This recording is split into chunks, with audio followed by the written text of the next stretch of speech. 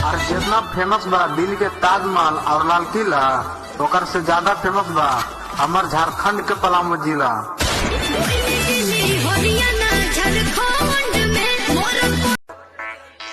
बेटा जहाँ भेटाओगे वहाँ मार के निकाल देंगे हलवा। अभी तुम देखबे कहाँ किए हो, भूया ब्रांड के जालवा।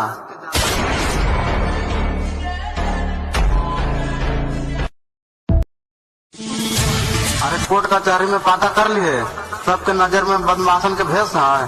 भूया जी के छोट मोट गुंडा ना समझिए, इनका पर 18 का मर्डर केस है।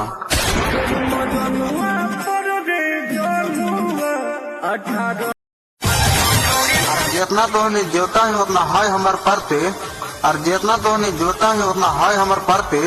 बेटा मांझी ब्रांड के मरल का कहीं लेता ना भरते।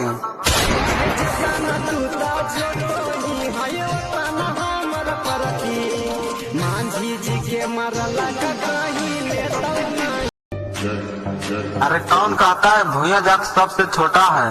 बेटा इतिहास पढ़ ले, हम तुम्हारे बाप और तू हमारे बेटा है।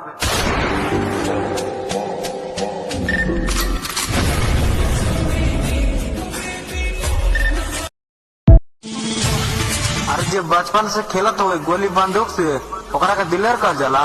बेटा जे पूरा दुनिया के फूके के दम रखेला, ओकरे मांझी शेर कह जाला।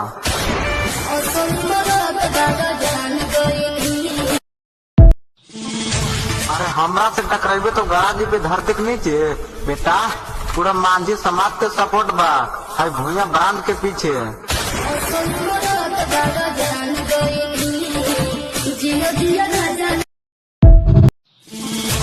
अरे हमरा देखाओ ना पावर हथियार के, अरे हमरा देखाओ ना पावर हथियार के। रखेली काटा है के लड़का है भूया ब्रांड के।